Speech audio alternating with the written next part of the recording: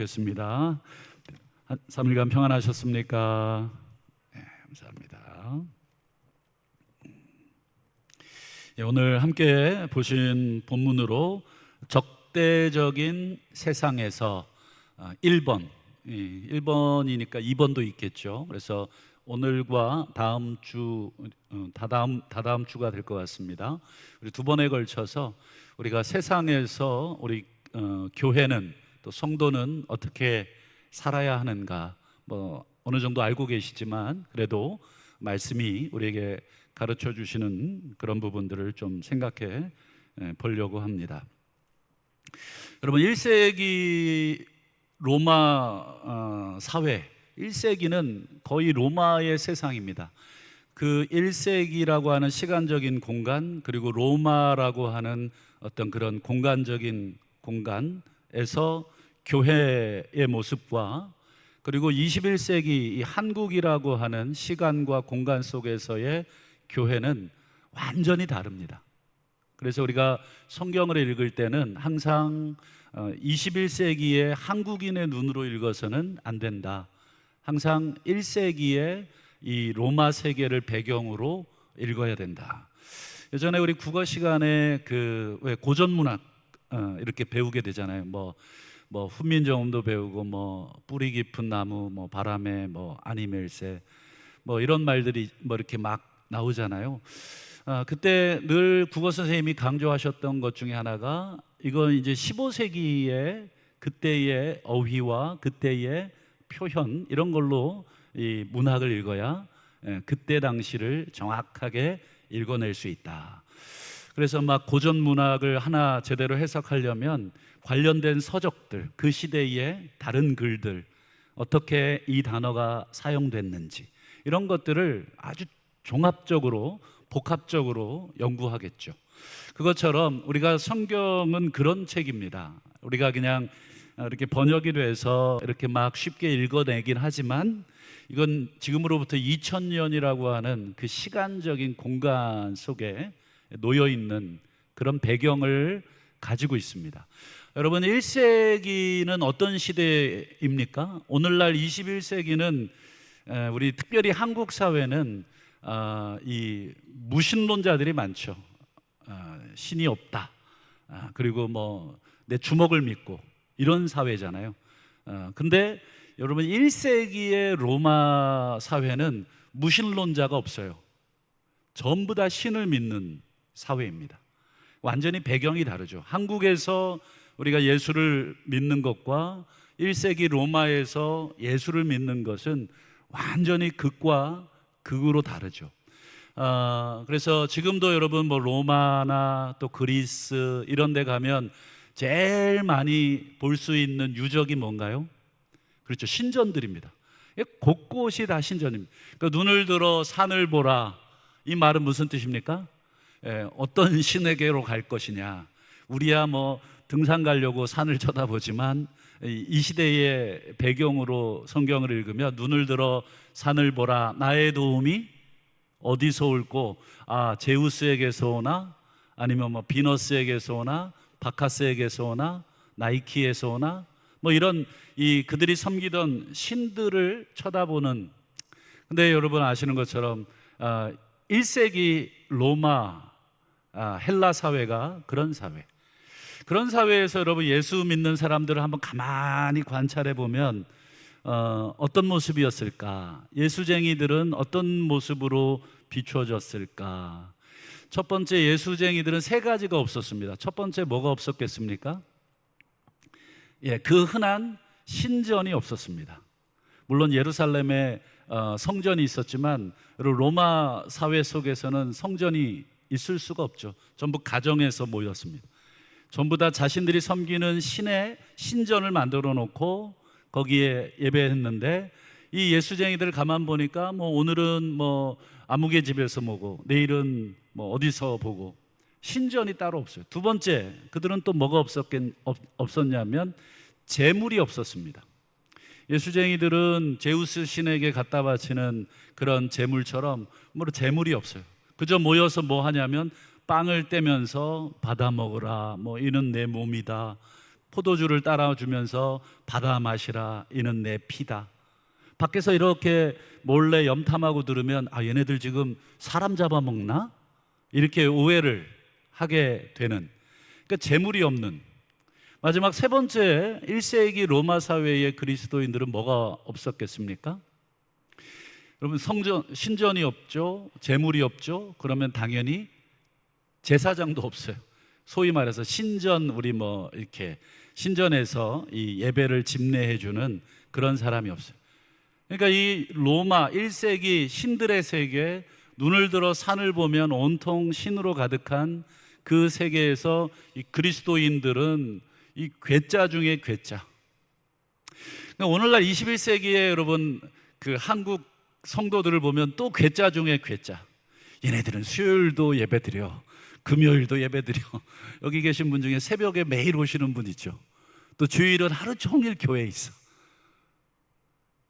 만약에 우리가 1세기 로마 사회에 살았다면 이건 굉장히 자연스러운 모습이에요. 예배드리고 기도하고 신에게 가서 제사를 드리고, 이건 그냥 당연한 건데, 오늘날 21세기의 한국 사회에서 우리 성도들의 모습은 괴짜 중에 괴짜예요. 얘네들은 무슨 낙으로 살아? 얘네들은 무슨 재미로 살아? 이렇게 비춰지는. 여러분, 이 점을 우리가 염두에 두고 우리가 성경을 좀 보셔야 됩니다. 아시는 것처럼 1세기의 로마 사회에서, 특별히 이 로마서는 로마에 있는 교회에게 보낸 편지니까, 지금 로마 사회를 배경으로 하는 이 교회는 이 로마 시민들로부터 괴짜, 사람의 인육을 먹고 피를 마시고 서로를 형제요 자매라고 부르는, 소위 근친상간을 하는 그런 사람들로 온갖 이 누명을 씌워놓고 그들을 이제 막 핍박하던 그런 사회였습니다. 더군다나 이 예수쟁이들은 로마의 이 황제를 신으로 섬기지 않는, 로마 사람들은 신을 하나만 섬기는 것을 이상하게 생각했습니다. 아니, 어떻게 신을 하나만 섬겨? 바다에 가면 바다의 신이 있고, 산에 가면 산의 신이 있고, 화장실 가면 화장실 신이 있는데, 이 산에 가서 산신을 섬기고 바다에 가면 바다신 섬겨야 우리가 편안하고 복을 받지. 그러니 신을 하나만 섬길 수가 없는 것입니다. 그들은 모든 신들을 다 섬겼습니다. 거기에 여러분 로마의 황제도 신으로 섬긴 것입니다. 그들은 신을 추가하는 것은 전혀 어렵지 않았어요. 아주 쉬운 일이었습니다. 그래? 그래서 여러분 사도 바울이 복음을 전하러 여러분 아테네라는 곳에 가잖아요. 사람들이 막 우르르 몰려와서 사도 바울이 전하는 그 예수를 듣습니다. 왜요? 우리가 미처 모르는 신이 있었나? 아이고, 그러면 큰일이지. 이 말 잘하는 사람이 어떤 신을 전하나 한번 들어보자. 이렇게 이제 바울이 복음을 전할 때 우리 한국 사회에서는 야, 예수쟁이들 꺼져. 니는 또 예수 전하려고 그러지? 듣기 싫어. 이러지만 1세기는 어때요? 무슨 신이야? 이렇게 귀를 기울이는 시대였어요. 그러니 여러분, 예수쟁이들은 아시는 것처럼 모든 신들을 다 거부하고 누구만 섬겼습니까? 그렇죠. 예수만 섬겼습니다. 근데 여러분, 예수는 역사적으로도 기록되어 있지만 로마의 사형틀에 의해서 죽은 청년입니다. 로마의 사형틀에, 십자가 사형틀에 죽었다는 것은 정치범일 가능성이 아주 높아요. 이 정치적인 선동을 일으킨 그 청년을 신으로 믿는다? 그러니 여러분, 이 로마 사람의 눈에 예수쟁이들은 어떻게 보였습니까? 완전히 미친 사람. 황제라든지 제우스라든지 이런 자신들에게 도움을 줄 수 있는 신이 아니라 십자가에 죽은 신을 믿는다? 십자가에 죽은 사람을 믿는다? 그러니 여러분, 이 사도 바울이 그 복음을 전하면서 고린도서에서 그런 얘기 하잖아요. 이 십자가의 도가 헬라인에게는 미련한 것이다.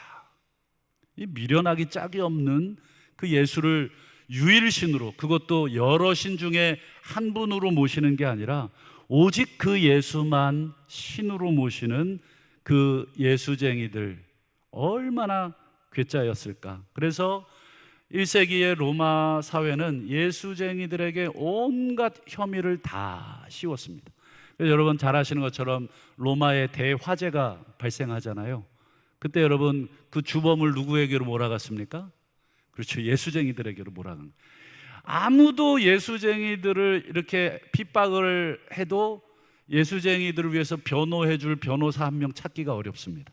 그러니 무슨 사회적으로 문제 있으면 예수쟁이야, 화재가 일어나면 예수쟁이야, 홍수가 일어나면 예수쟁이 때문이야, 지진 났어 예수쟁이들, 전부 다 안 좋은 일은 다 예수쟁이들에게로 다 몰아가는 그런 시대였다.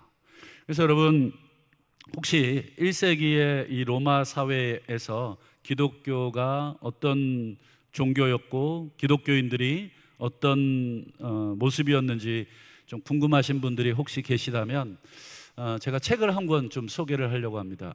제목이 잘 보이시나요? 제목은 이렇습니다. 기독교 로마를 뒤흔든 낯선 종교.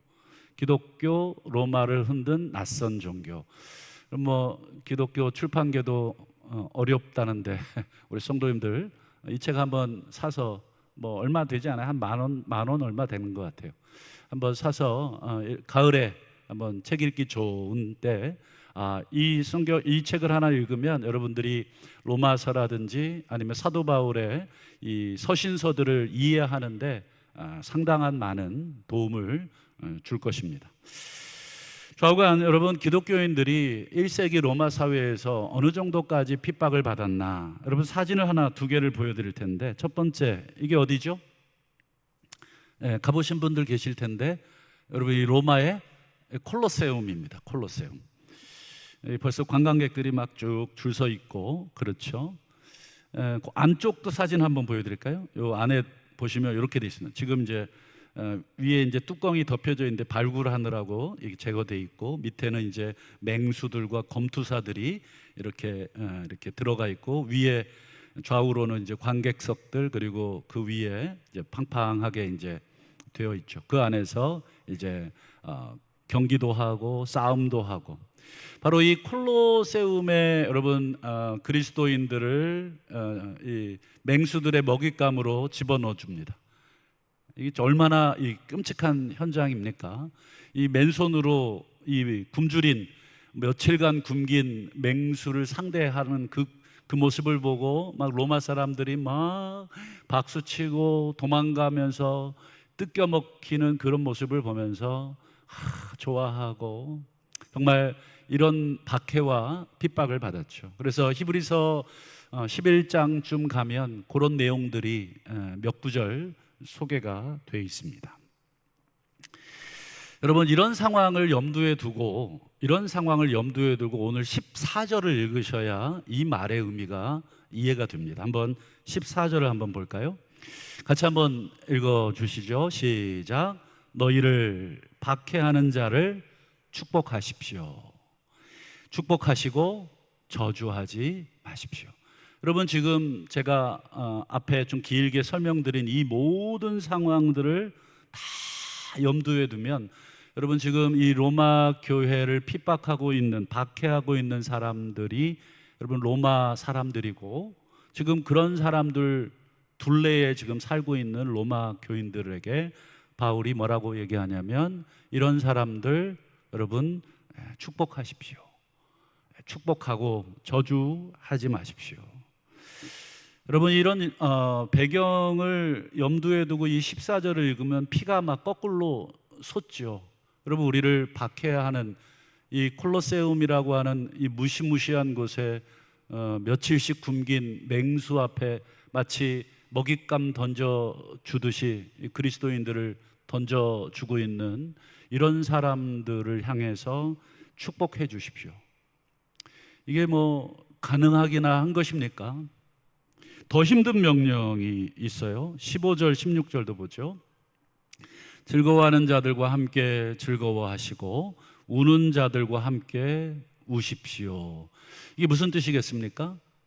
여러분 즐거워하는 자들, 우는 자들은 이 교회 내에 있는 성도를 얘기하는 것이 아니라 지금 앞에 14절에 박해하는 자들을 이야기하는 것입니다. 지금 여러분들을 박해하는, 여러분들을 콜로세움의 먹잇감으로 던지면서 막 낄낄거리고 웃고 있는 그들과 함께 여러분 우시고 울어야 합니다. 이 말은 무슨 뜻입니까? 그런 우리를 박해하는 사람들 사이에 우리가 살아내십시오, 이런 뜻입니다. 여러분, 우리를 박해하고 우리를 싫어하는 사람들 사이에 산다는 것이 얼마나 끔찍한 일이고 얼마나 고통스러운 일인지 우리는 너무 잘 알죠. 여러분, 우리를 박해하지 않아도 싫어하는 사람 옆에만 있어도 우리가 얼마나 불편하고 얼마나 함께 있고 싶지 않습니까?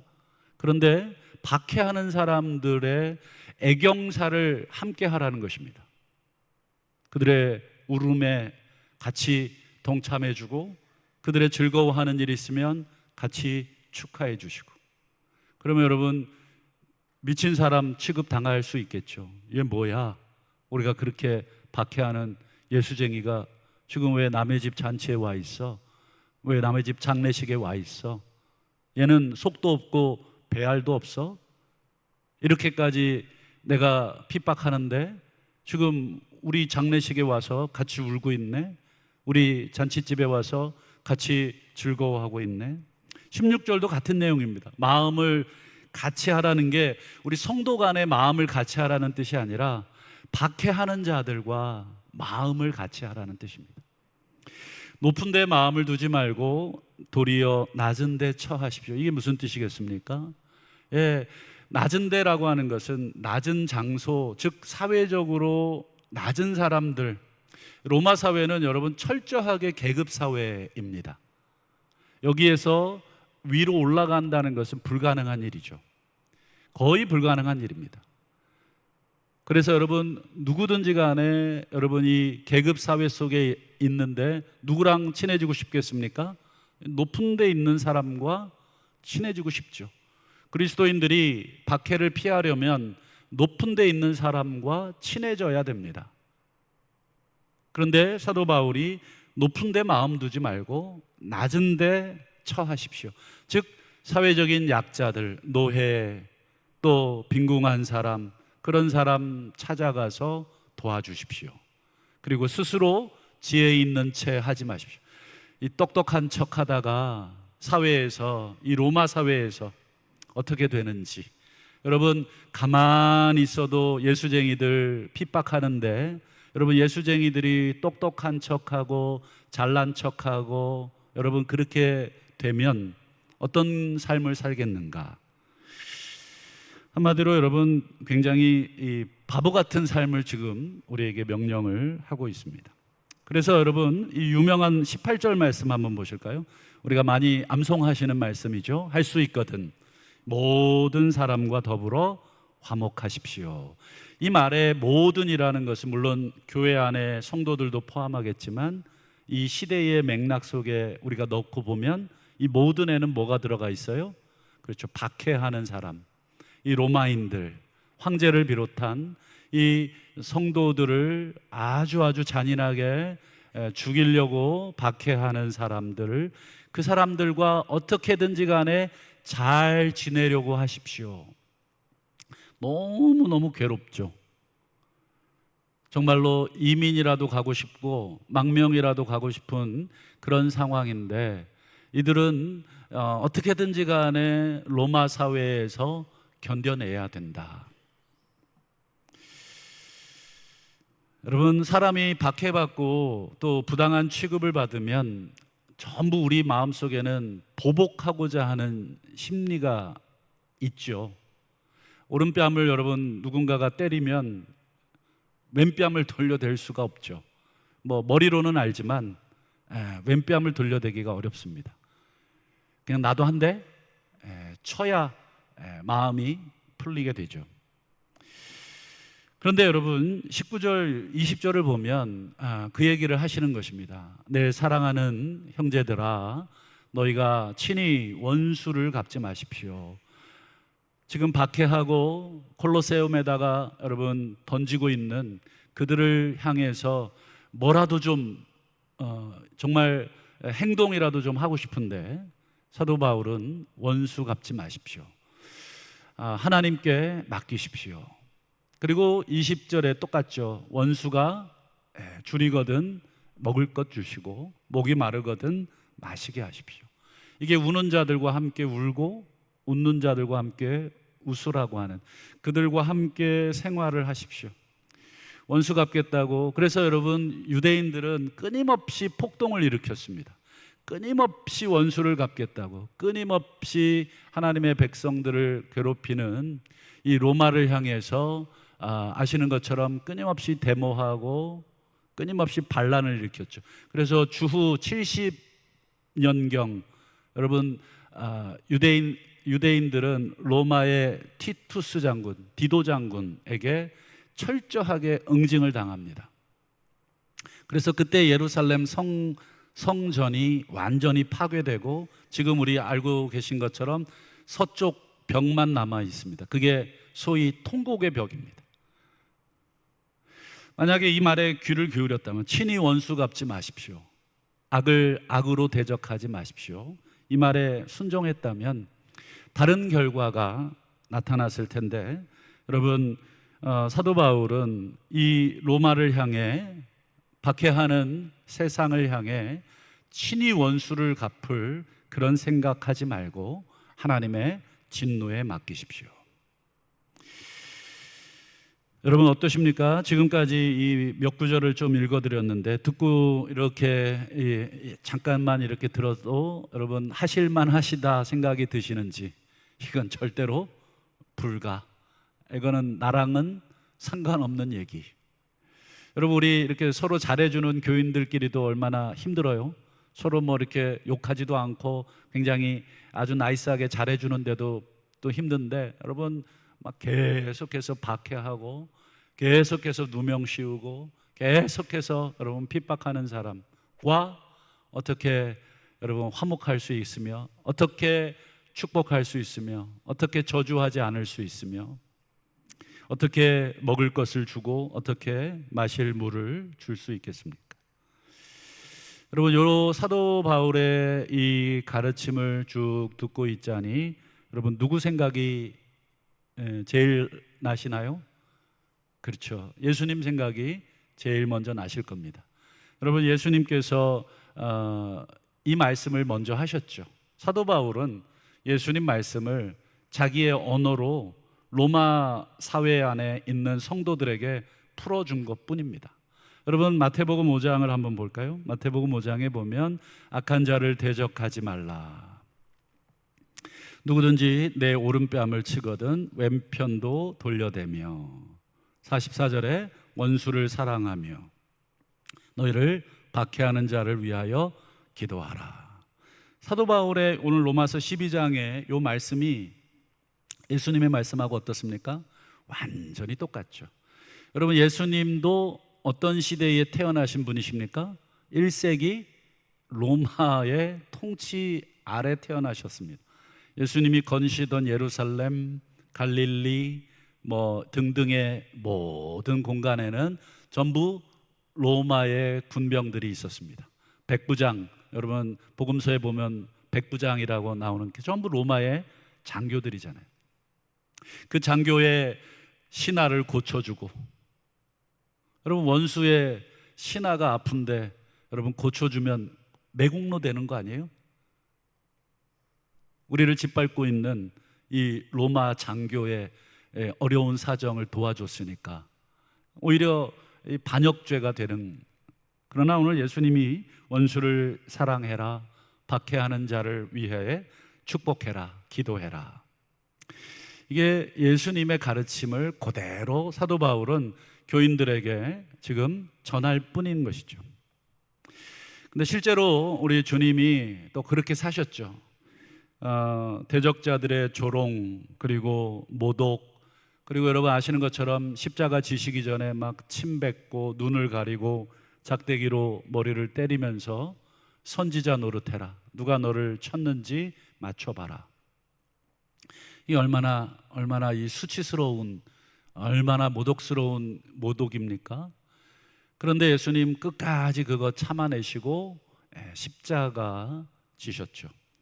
그래서 여러분 골로새서 2장에 보면 통치자들, 권세자들, 여기에는 아마 로마 황제를 비롯한 모든 이 세상의 권력자들을 포함하는 거겠죠.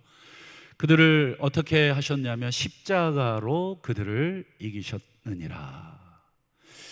악을 악으로 이기신 것이 아니라 십자가로 이기셨다. 그게 여러분 예수님이 우리에게 보여주신 길이었다.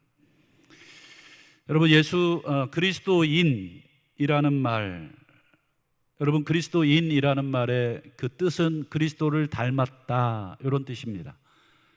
그리스도를 닮은 사람들. 그래서 여러분 예수쟁이들을 그리스도인이라고 부른 것이죠. 얘네들 보니까 예수 닮았어. 여러분 우리 그리스도인은 예수 닮은 사람이고, 또 신학적으로 표현하자면 예수의 몸입니다. 예수의 몸.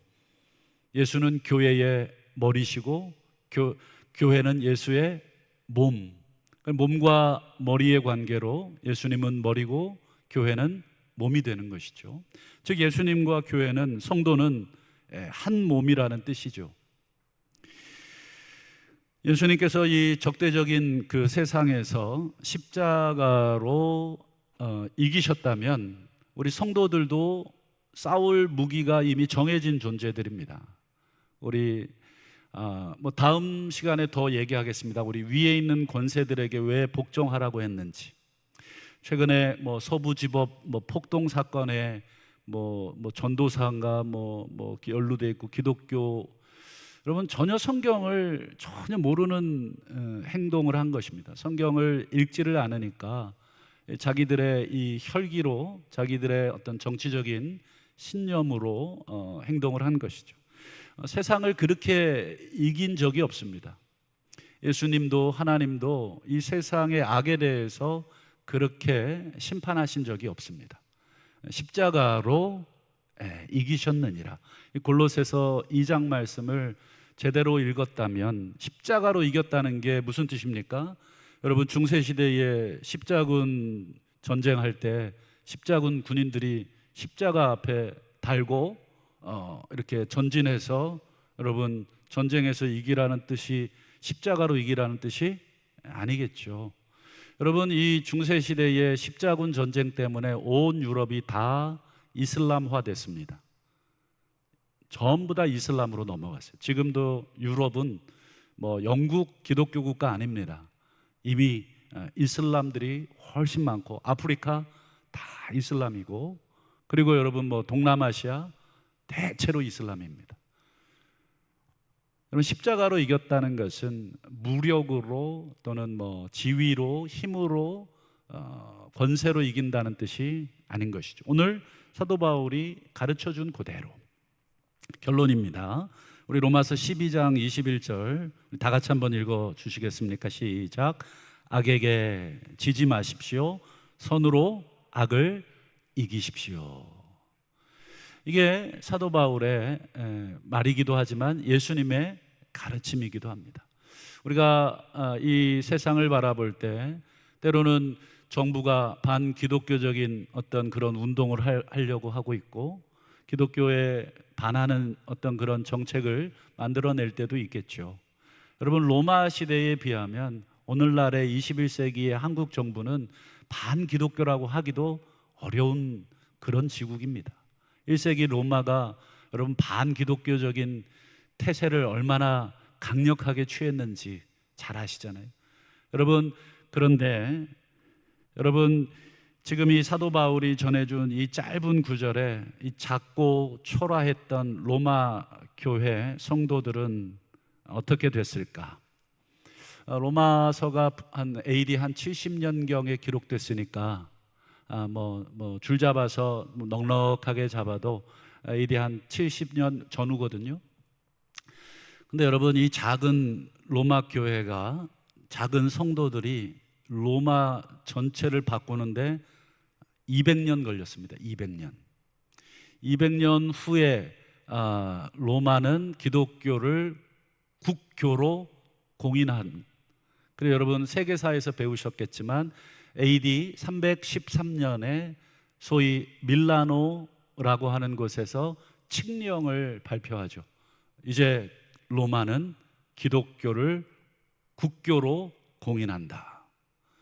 여러분, 이 작은 공동체가 때리면 맞고 기도해주고 축복해주고 콜로세움에 던져지면 주여 저들을 용서해달라고 기도하면서 사자의 밥이 되면서 죽어갔던, 그들에게는 신전도 없고 재물도 없고 제사장도 없는 그 작고 초라한 그 공동체가 200년 만에 로마 전체를 기독교로 바꾼 놀라운 일들이 있었죠.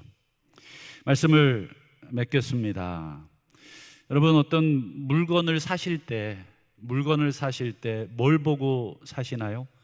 보통 뭐 저희 같이 촌스러운 사람들은 대기업 제품이면 그냥 믿고 그냥 브랜드 보고 사기도 하고, 또 마케팅이 뭐 화려해가지고 막 이렇게 뭐 선전 이런 거에 홀라당 속아서 물건을 사시기도 하겠지만, 여러분 사실 오랫동안 어떤 살림의 고수라든지 오랫동안 어떤 물건을 쓰시는 분들은 이 브랜드 또는 이 마케팅 이런 걸로 물건 사지 않죠. 뭘로 삽니까?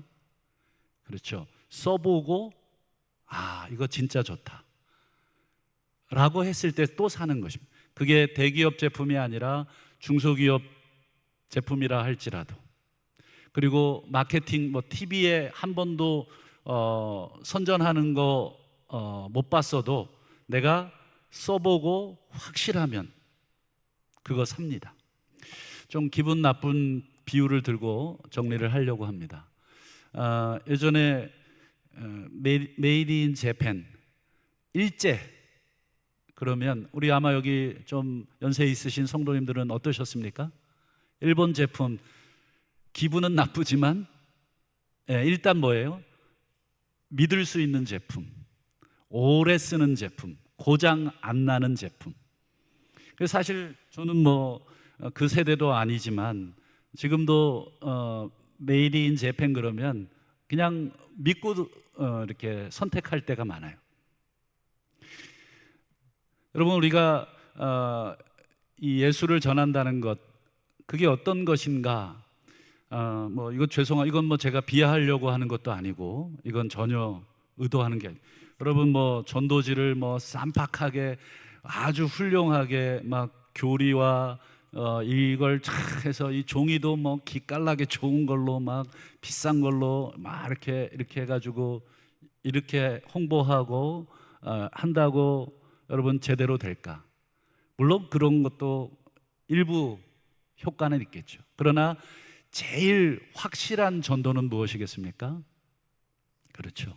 우리 같이 사는 이 교인들을 보고 야, 얘네들은 진짜 같아라고 하는 말, 우리가 써보고 이건 진짜야 라고 물건을 또 찾듯이, 우리가 꼭 교회 다닌다고 홍보하지 않아도 얘는 좀 달라, 얘는 교회 다니는지도 몰랐는데 얘는 좀 달라, 이렇게 알고 보니까 우리 동부교회 장로님이셔, 우리 동북교회 권사님이셔, 이렇게 됐을 때 그 홍보 효과라 그래야 되나요?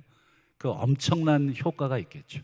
여러분, 아까 말씀드린 것처럼 작은 1세기의 로마 교회가 몇 명 되지도 않는 그 교회가 불과 200년 만에 로마 사회 전체를 바꾸고 유럽을 다 기독교로 바꿀 수 있었던 것은, 그들이 뭐 전도를 제대로 했겠습니까? 예수의 옛자를 제대로 꺼냈겠습니까? 절대로 꺼낼 수 없는 사회. 전도지를 제대로 뿌렸겠습니까? 저희처럼 뭐 새생명 축제를 마음 놓고 이렇게 홍보를 할 수 있었겠습니까? 전혀 그럴 수 없는 사회. 그러나 우리 성도 한 사람 한 사람들이 이 지키기 어려운 이 명령, 박해하는 자를 위해 축복하십시오, 저주하지 마십시오, 그들을 위해서 기도해 주시고, 이런 말도 안 되는 바보 같은 명령에 아멘으로 순종하고 또 돌에 맞아 죽으면서도 축복하고, 이런 모습, 우리 한국 기독교가 몇 년이나 됐나 한번 생각을 해봤어요.